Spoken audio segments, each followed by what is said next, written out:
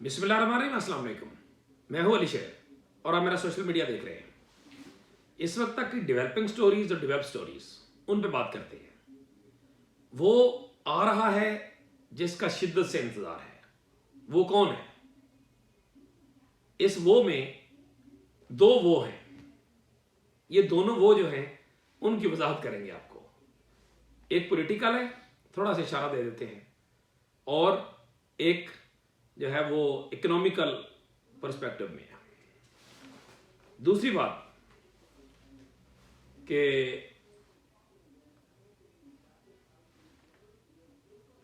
पाकिस्तान के साबिक वजीर आजम इमरान खान और यूक्रेन के सदर ज़ेलेंस्की में मुश्तरक क्या, ये भी आपके सामने रखेंगे।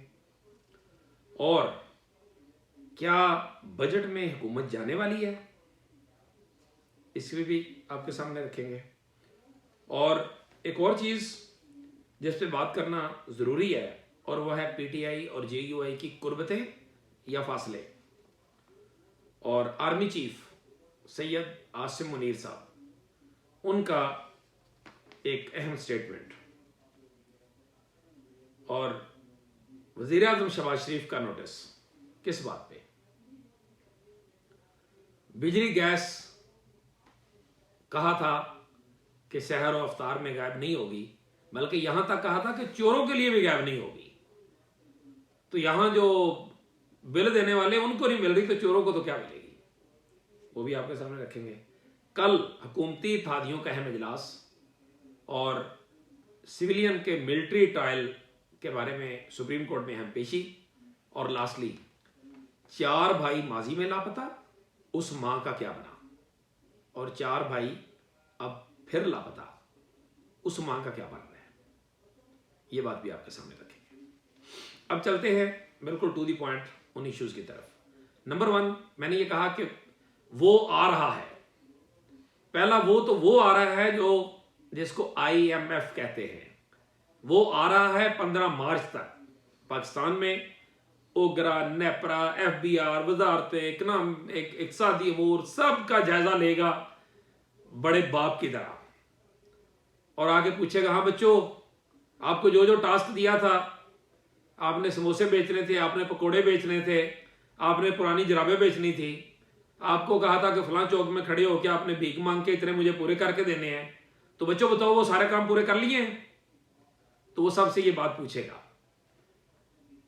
सबसे बड़ा साहूकार जो है वो भकारियों और फकीरों से पूछेगा। तो जो नथन पोर्टर है, उसकी सरबराही में 9 रुकनी वफद कल पाकिस्तान पहुंच रहा है। उसके मुज़ाकरात शुरू हो रहे हैं, और उसमें तय होगा कि तनख्वाहदार तबके को कोई रिलीफ मिलेगा या नहीं मिलेगा।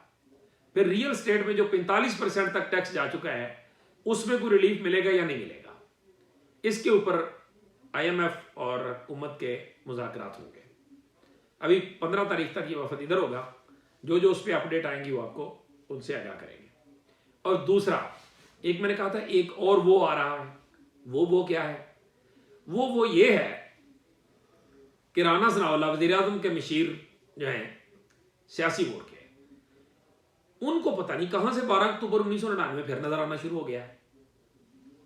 उन्होंने कहा है कि अगर 12 अक्टूबर जैसा कुछ ना हुआ, लफ्ज कुछ आगे पीछे हो सकते हैं, तो 2 साल में पाकिस्तान की मुआशी सूरत हाल जो है वो बदल जाएगी। ये राणा साहब को कहां से ये खदशा पड़ गया है? देखने वाला तो हर कोई कह रहा है कि नहीं ऐसा 12 अक्टूबर 99 वाला कोई मसला ही नहीं है। चलो, परवेज मुशर्रफ की तो बात समझ आती थी, उस वक्त वो फड्डा पड़ चुका हुआ था कारगिल वाला। लेकिन ये आर्मी चीफ हाफिज सैयद आसिम मुनीर साहब और मरियम नवाज साहबा, मियाँ शहबाज शरीफ साहब, सारे एक पेज पे हैं और बहुत अच्छे चल रहे हैं, बहुत अच्छा। बाहर तो कोई मसला नजर नहीं आता। तो ये राणा साहब यही बात क्यों कह रहे हैं? कोई कहीं से दूर की कोड़ी ला रहे हैं, कोई इंफॉर्मेशन है उनके पास, क्या ये?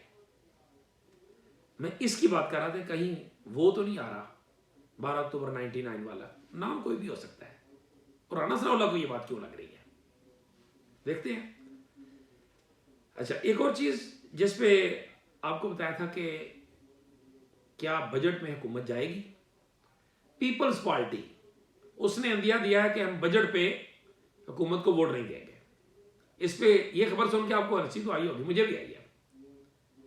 क्या पिदी का शोरबा, पता नहीं है कि बजट के ऊपर बाप से लेके भतीजा और भतीजे से लेके बेटा और बेटे से लेके बाप और सब हुकूमत जो भी होती है उसको ब्लैकमेल करते हैं और बजट में अपनी बातें मनवाते हैं।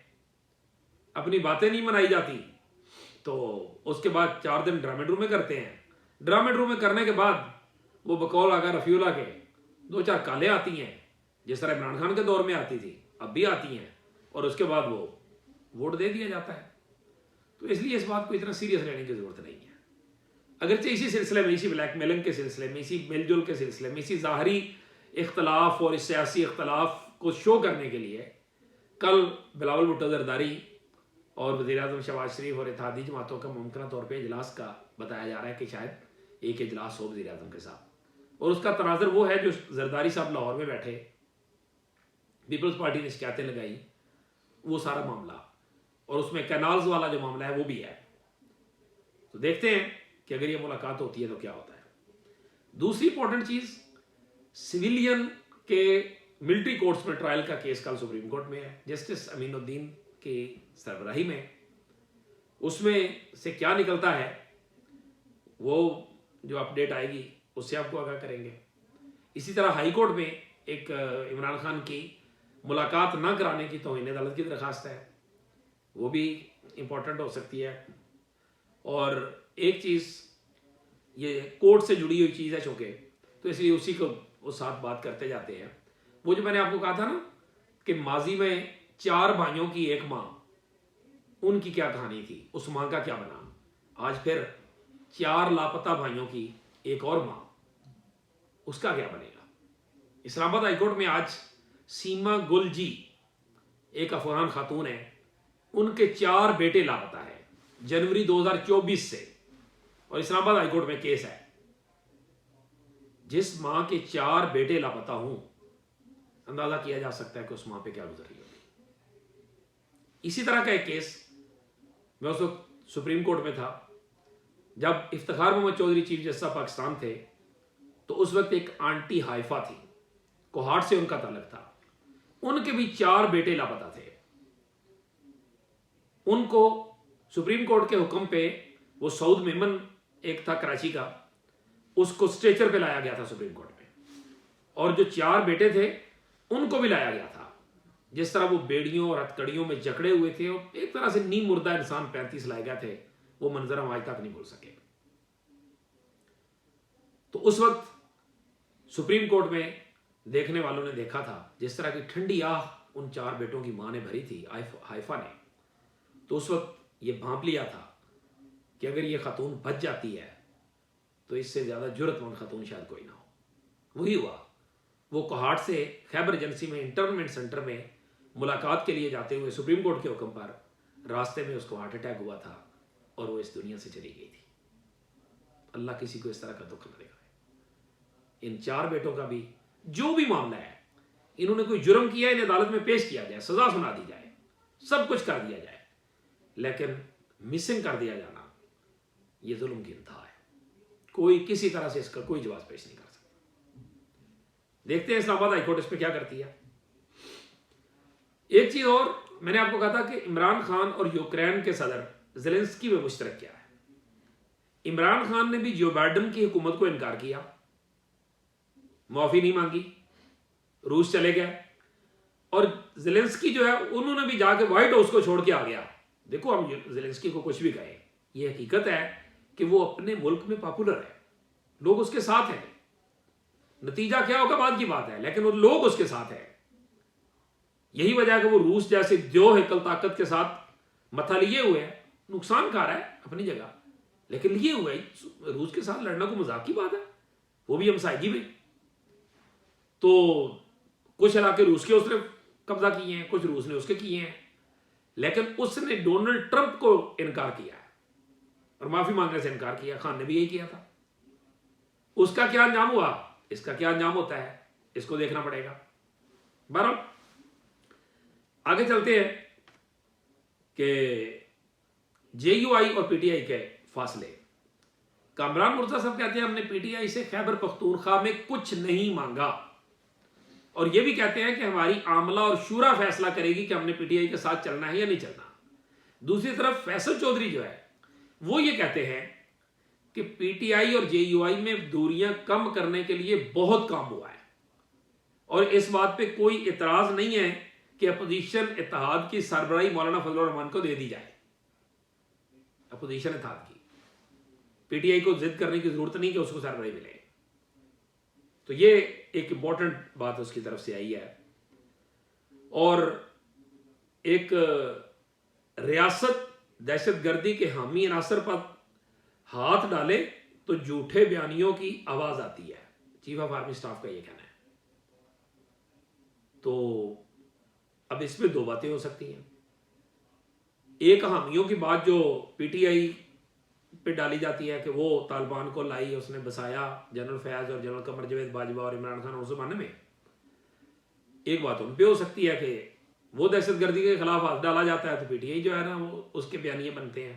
दूसरा बलूचिस्तान का मामला हो सकता है कि वहां पे जिस तरह से बयानिए बनता है वो भी हो सकता है। अब पता नहीं इससे उनकी क्या मुराद है। और खैबर पख्तूनख्वा हुकूमत ने अफगानिस्तान के लिए एक वफद तश्कील दे दिया है जो अफगान हुकूमत से मुज़ाकरात करेगा। ये बहुत इंपॉर्टेंट है। और वज़ीर आज़म साहब जो हैं उन्होंने चीनी की कीमतों का नोटिस लिया है, एक और नोटिस लिया है। इन्होंने वज़ीर आज़म ने चीनी बरामद करने की इजाज़त दी थी और 130 पे रखने की शुगर मिलों से गारंटी ली थी, और फिर 160, 65, 70 पे चली गई है। अब ये नोटिस ले रहे हैं। और कराची, रावलपिंडी समेत सहर अफ्तार के औकात में गैस और बिजली गायब हुई है बहुत से इलाकों में। अवैस लगारी साहब ने कहा था एक कमेटी में, पिछले दिनों में उस कमेटी में मौजूद था, उन्होंने कहा था कि जिन फीडर्स पे बिजली चोरी होती है वहां पे भी बिजली दी जाएगी। तो वहां पे कमेटी में सवाल आया था तो चोरी होती है तो इसका मतलब आप रमजान में चोरों को फैसिलिटेट करेंगे। उन्होंने कहा चोरों को फैसिलिटेट ना करने के लिए जो बिल देते हैं उनको तो हम महरूम नहीं कर सकते। तो अब जनाब उन्होंने गैस बिजली जो उन्होंने कहा ना चोर लें ना बिजली चोर ना बिजली बिल देने वाले लें। तो ये एक इंपॉर्टेंट चीज़ है। देखते हैं कि वज़ीर आज़म साहब का नोटिस जो है वो क्या इस पे यानी उस पर क्या असर होता है या नहीं होता है। और बाकी आज सुप्रीम कोर्ट में जो इम्पोर्टेंट डेवलपमेंट आएगी उससे आपको आगाह करेंगे। जो दीगर पॉलिटिकल चीज़ें आती हैं उनसे भी आपको आगाह करेंगे। ये अब तक की कुछ खबरें और कुछ उन पर तजिया, कुछ हल्की फुल्की तनकीद, कुछ सवाल, ये आपके सामने रखने थे। इसी के साथ मुझे दीजिए इजाज़त। अल्लाह हाफ़िज़।